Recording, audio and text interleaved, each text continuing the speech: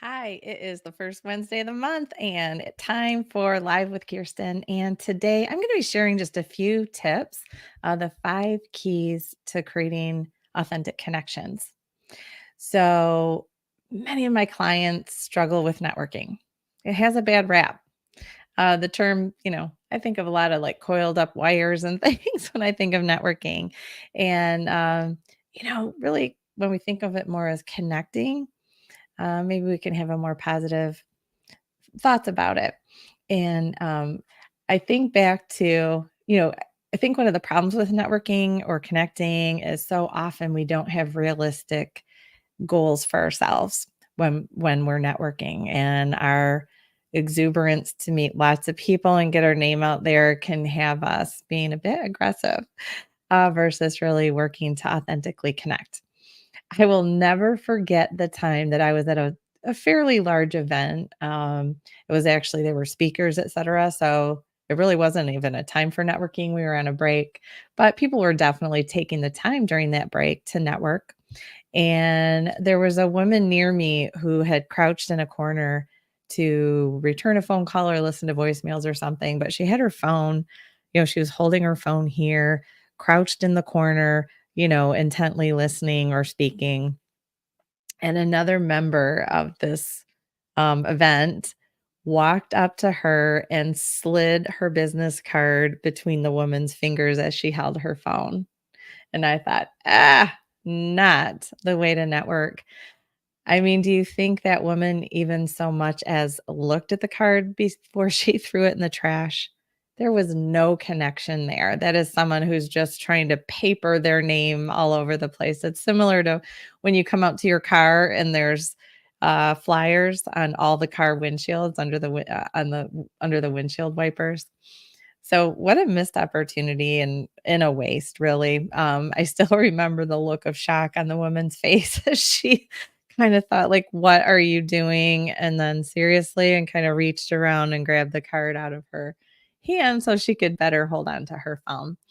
So that, it goes without saying, is not the way to network.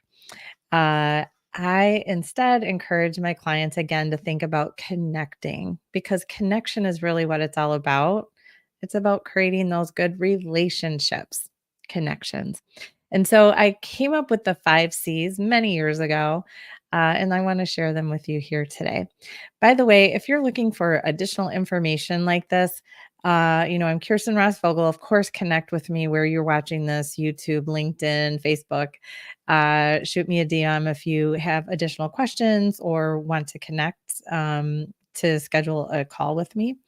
But I also have the Impact Academy that is filled with digital content that can help you be your best. So it's organized and by topic and available to you 24/7. And you can try it out for free for 2 weeks. Just go to myimpactacademy.com/join. So that's myimpactacademy.com/join. All right. So, and I apologize for my voice. Class reunion this weekend, and I think I did a lot of talking. But anyway, okay. So here are the 5 C's. The first C is couple. Try to make a couple of connections. Again, you're not trying to paper. You're not trying to meet 100 people or 50 people or maybe even 10 people. Just focus on a couple. So often my clients are feel overwhelmed, and like networking is daunting because they think, oh my gosh, I have to meet so many people and talk to so many people. And really, it's about just looking for a handful of those, just a couple of great connections. The next thing is curiosity. This is important because so many people that I talk to about networking say, but I don't know what to say. What am I going to say about myself? And they're so worried about themselves and what am I going to say and how am I going to portray myself? And one, be yourself, because you're looking for authentic connections. And so if you're trying to be someone else, you likely won't come up with good, authentic connections or like people that you actually like and want to hang with. And that's the fun thing about connecting, by the way. Look for people that you have things in common with, but I digress. So also the conversations that you're going to have, they're going to be better if you focus on the other person. You don't really have to say much of anything about yourself. So, curiosity, go with authentic curiosity to learn about others. You can have a couple of questions kind of prepped in your head, keep them top of mind and ready to engage and just start the conversation. So depending on the time of year, so as I'm recording this, we're heading into fall. Lots of people with children. I'm an empty nester now, so that this doesn't apply to me. But do you have kids heading back to school right now? Those kinds of things. What are your fall plans? How do you feel about pumpkin spice? So just think about some topics, just kind of general topics that can start the conversation. And again, really go with that authentic curiosity to learn about other people. And then the cool thing from there is you look for things that you have in common. So the next C, the third C is common interests. So as you're having the conversation, what are your fall plans? Do you have any trips coming up? Have you planned trips for the winter yet? Do you know what you're doing over the holidays? Again, do you like pumpkin spice? Do you do any fun things for the fall? How do you feel about hay rides? Those kinds of things. You will start to find common interests because something will spark and they'll say something and you'll say, oh my gosh, I feel the exact same way. For me, I'm not a coffee drinker, so I don't end up having a lot of pumpkin spice in the fall. But so while you're having just an authentically curious conversation and asking a couple of questions, hopefully they'll be good conversationalists too, and maybe they'll ask you a couple of questions. But really, initially, it's just to learn the basics about another human being, and that's it. Once you find, like, hey, this person and I have some common interests, now you can kind of head down that road and talk a little bit about your common interests. While you're doing that, you can be evaluating, like, is this person interesting? Is it someone that I really want to get to know more? I can tell you that I have made phenomenal friendships through connecting. There are people, and if any of them are watching, they know who they are. We met connecting slash networking 15 years ago and are still really good friends. I've had people one person was in my wedding that I met networking. So you can make phenomenal friendships. It doesn't always turn into a friendship. Sometimes it's just a phenomenal professional relationship or great referral partnership. But it all begins with you get to choose who you hang with and spend your networking slash connecting time with. So find the people that you have those common interests with to start that conversation, but also so that you have something in common when you hang out again. It's going to make it more enjoyable. The next is contribute. So once you've had that initial conversation and feel like this is someone I want to get to know better, reach out with some way that you can be helpful to them or learn more about them.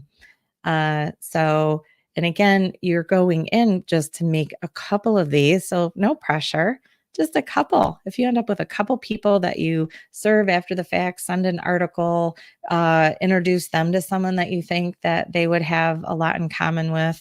I should probably have another C, which would be like complementary services. So like you can start to see, like, is this someone that, beyond a cool person, do we have complementary services or ways that we might be able to refer one another for business? You'll talk a little bit of business if you're at some kind of business networking slash connecting event, but look for those ways to see if you have complementary skills and then contribute, see how you can serve them, who can you introduce to them, other potential referral partners for them, or, other people, if they like skiing, maybe you have some people who like skiing and you can make a connection that way. And then the fifth C is catch up. So the catch up is taking the relationship to the next step. Uh, you know, Again, sometimes I feel like people have this goal of I need to meet like 30 people at this event, and I hope I come out with some signed, checks to do business. Well, that's not realistic. And so what is realistic is finding some great connections that you have things in common with and maybe complementary services or products. And the next step is to decide to catch up, to learn more about them. take it to the next level, like I said. And so, these days we do a lot via Zoom, so virtual meetings, or you can still meet for a coffee or something like that. But now you've got time, you're not surrounded by lots of other people, and you can meet one on one to really learn more about that person and start to build that know, like, and trust, which is what you need for your good referral partners. So, is it going to be a friendship?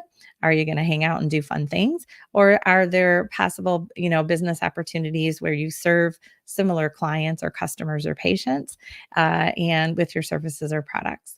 So, that is it. Let me recap. So, first we have couple. The first C is a couple. Make realistic goals for yourself so you're not trying to pepper the place with your business cards. And please, please, please never slip a business card in someone's fingers when they're on the phone. These days, we're kind of doing more digital things too. Have that digital card where you can just tap the phone or someone can scan the code right on your phone to have all your contact information. Make it simple. Curiosity. Go with authentic curiosity. Don't worry what you're going to say about yourself. Just have a few questions, 2 or 3 questions that you want to ask people that are just kind of relevant to the time of year or the event, or the types of people that are at the gathering. Just a few kind of general questions, top of mind, that can begin the conversation and just let it flow, be natural. The next is you look for common interests, and I'm also going to add complementary services or products. So, common interests, you have things in common. This seems like someone that you'd like to hang out with. You have things, activities that you like to do, kids the same age, whatever it might be, that helps you have a good conversation and think like, I could enjoy hanging out with this person. The next is contribute. Reach out with a way to introduce them to some other networking referral partners or other people in your life that you think that they would enjoy meeting. And then the fifth is catch up. Begin the process of taking that relationship to the next level. Invite them for a lunch, a breakfast, a coffee, a virtual meeting to get to know them even better, learn more, and dive in a little bit more about where you might have complementary services. I always like to say, define your lanes for one another. Is the person eking into your lane, or do you have very defined lanes that are complementary and don't overlap a lot? And then just enjoy the ride. No pressure. Uh, again, not needing to meet 1,000 people, just meet a small handful, have fun with it, and don't let the fear of unrealistic expectations on yourself stop you from getting out there and meeting people. The way you build your business. All right. I hope this helps. If it has, or you had any aha moments, or are going to take any of these ideas for yourself, please shoot a comment or send me a DM. Again, if there are other topics that you'd like me to share about, I would be happy to do a live with Kirsten on the topic. I'm, fanatical about helping businesses create great, healthy communication and teams within the business. I'm an efficiency junkie. So I talk all things on leadership, teams, healthy communication, conflict resolution, and networking, and some basic business things too. So make it a great day. Thanks for joining. And I will see you on another Kirsten Live soon. And again, if you want to connect with me and have a virtual meeting with me, you can just go to focusforwardcoaching.com/book call. And if you want to check out my Impact Academy, just go to myimpactacademy.com/join. Check it out for 2 weeks for free. No worries if it's not a fit for you. If it is, it's just $47 a month to gain access to tons of valuable content, audio, video, PDF downloads. All right. Take care. Bye.